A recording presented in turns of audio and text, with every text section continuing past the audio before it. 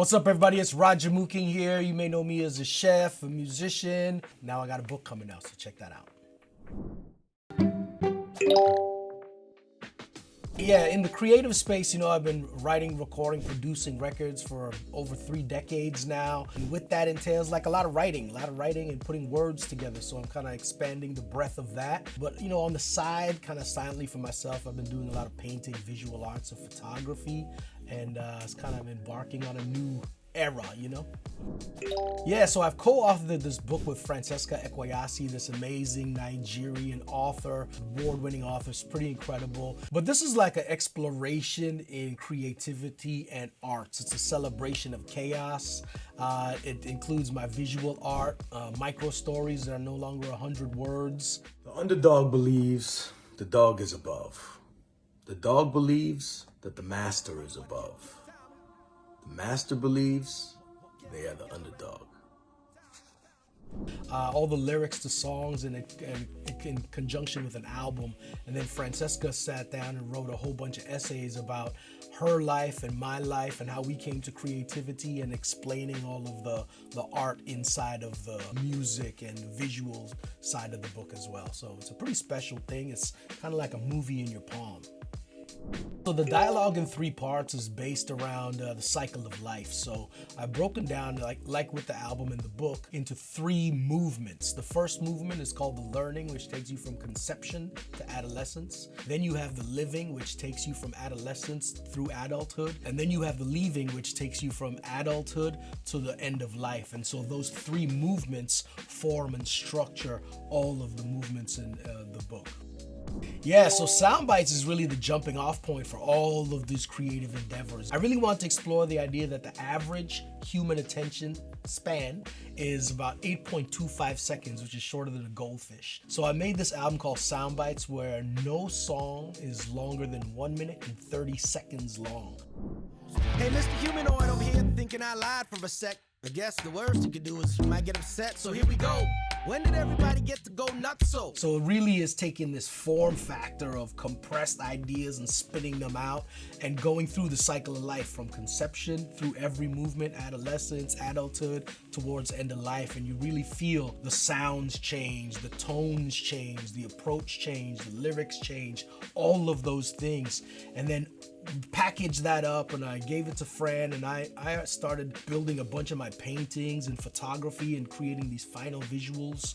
And from those visuals and the music, I formulated stories with the same kind of Soundbites form factor, where no story is longer than 100 words, sort of these kind of old school parable type stories. And as we started to form that together, I realized we need to contextualize it all. So I gave it to Fran, and she wrote essays about, our life and creativity, but also kind of explaining all of the works and how they tie and connect together.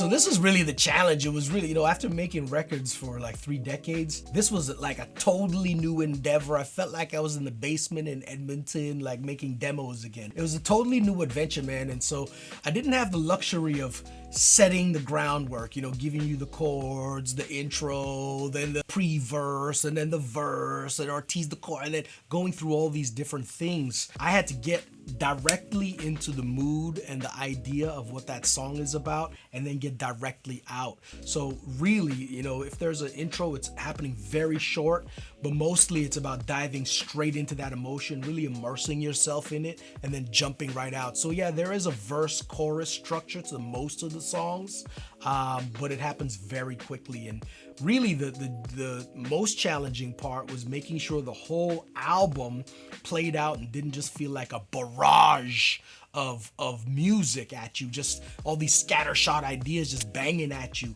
to really create a flow and a movement and a sequencing. So while making this album, it was like I was producing it with my partner and Surgeon the Butcher, writing it, sequencing it, coming with the artwork and the stories. All these things are in my head all at once, and it was forming in real time and in front of me. So it really was an amazing adventure, actually, man. It's a lot of fun.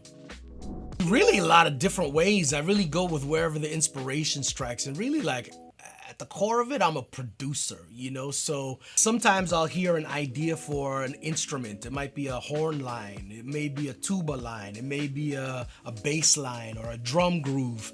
And I'll pull over, I'll be on the side of the road, I'll be walking in the morning, I'll be walking a dog, whatever it is, and I'll stop what I'm doing, I'll put up the memo on my phone and I'll like sing out the bass line or sing out the horn line. Sometimes that's like some words, string of words that come together with me when I'm driving, or if I'm cooking a recipe, a string of words just come out of nowhere and I'm like, oh, that's a good idea. And I just write those down, and then when I get a moment to get to the studio, whatever is the most compelling idea that day, I dive into it. Or sometimes we just go to the studio, book a session, and what's my mood feeling like that day, and we just make that mood, you know, and then we just start building off of that. So there's no real set way I like to create music. I appreciate chaos, man. I think great things happen in chaos. So, you know, over the last couple of years, I've been doing a lot of art installations with the city of Toronto. It started with Dismantle and Read In. Those were two big things where there were interactive installations in collaboration with other artists and other teams of people, really kind of coalescing to do things around social justice, social impact, and kind of empowering the community at large, right? That kind of culminated with the stuff with the city of Toronto with the Burn in March of 2023. It took over Nathan Phillips Square with Elder Catherine Tamaro and Javed Jah, and we built these monumental, you know, few thousand pounds of steel, 12-foot high monuments. We burnt the fire inside of them. They were sitting in pools of water, and we encouraged people from the city of Toronto to kind of release all their trauma on these cedar balls, placing these intentions and dropping in and burning them at the Nathan Phillips Square. So that was a 24-hour installation. I don't think the city will ever see anything like that again anytime soon. So it was really a special thing, and to be the lead artist of those projects were really, really incredible, man. So now I'm kind of expanding and extending that breadth of work into this new stuff, you know? Like you said, I've been a lot of places. One of my favorite places on the world to this day is Japan. I love Japan so much. You really feel like you're transformed. Of course, we went to the Metropolitan Center, Tokyo, and also to Kyoto. So it's a smaller, sort of more village community feel in Kyoto, whereas Tokyo is just a massive metropolis. So you kind of get that New York times 10 almost kind of feel inside of Tokyo. Then you go out to Kyoto, but I tell you, it's really, really, you feel like you've been transformed in a very special place. What's interesting about Japan is it is the cleanest place I've ever been on earth, and there's no garbage cans everywhere. There's no garbage cans anywhere, so it's kind of mesmerizing to try to figure out how the process worked of this thing, you know? And so you start to discover that the way that they do things in Japan and the procedures and the process, they just think very differently about how to solve problems. And if anybody ever has a chance to go, it's incredible. And of course, the food in Japan was bonkers. It's incredible.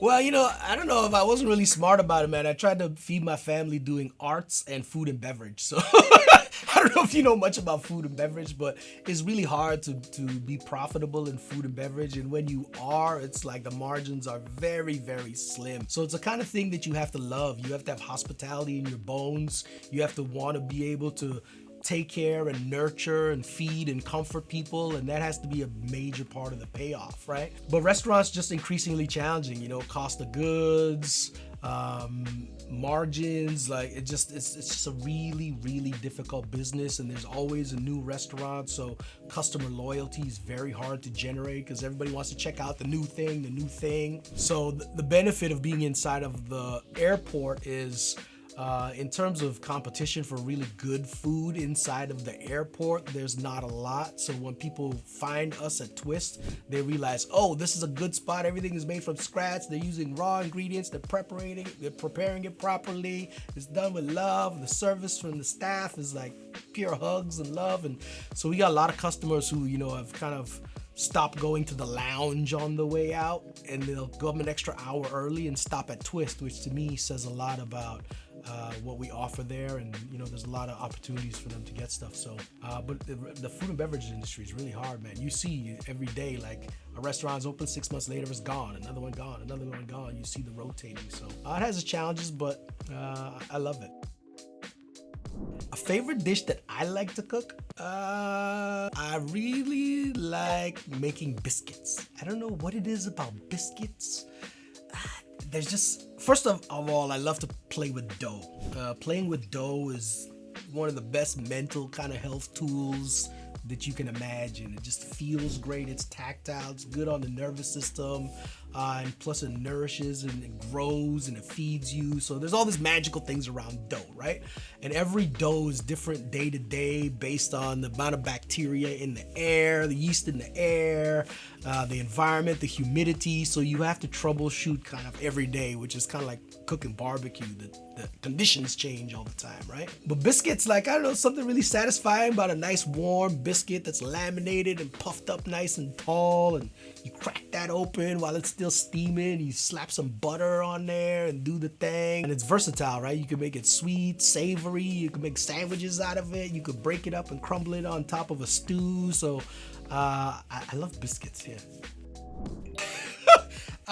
When I was about 14, I discovered that I could fit my whole hand in my mouth, my whole fist in my mouth. So, yeah. I'm not gonna demonstrate it, but just trust.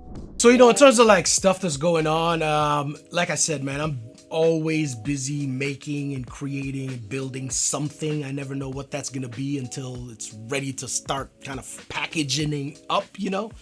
But over the years, like, I got this property called Rocklands where we do retreats for youth and wellness and all these really cool stuff. Check that out. It's Rocklands Market. I just did this event with Martha Stewart. There's always stuff bubbling. I'm looking to expand the food and beverage business piece of my business. So there's just a lot of different things in the hop always, man. I don't like to talk about stuff too much, or I kind of feel like it jinxes it, you know? Make sure you check out my Sound Bites album. We just dropped a video for Stuck on Stupid. We dropped the video for It's My Birthday. We dropped the video for I Can't Stand It. The album is out on all streaming platforms. It's called Sound Bites. Peep that right now. And that is the audio inspiration of the book Curious Sounds, co-authored by me and Francesca Ekwayasi. It's a celebration of chaos and creativity. I'm Roger Mooking, and I'm here at Vibe 105.